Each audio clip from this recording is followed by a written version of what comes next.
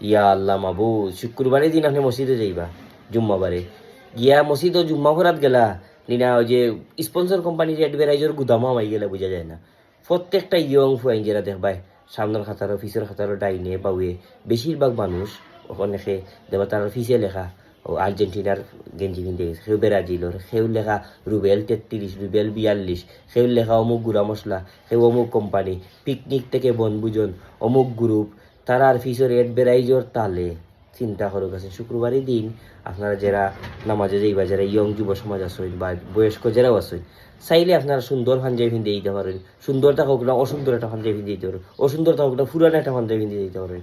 শুক্রবারের দিন জুম্মাবারে আমরা এটা ঈদের মতো আমরা সুন্দর সুন্দর পোশাক পরিয়া মসজিদ ইস আল্লাহর দুয়াই ফিসে খালি এডবেরাইজ আর এডবেরাইজ। আপনি সামনে দিয়েছে এইবার লেখা দ্য তানজিম 42, হবাই দিয়েছে এইবার লেখা অমুক কোম্পানি, হবাই এইবার অমুক বনভোজন, হবাই ব্রাজিল, হবাই আর্জেন্টিনা। জুম্মাবারে মসজিদও একটা আদবর একটা বিষয় আছে।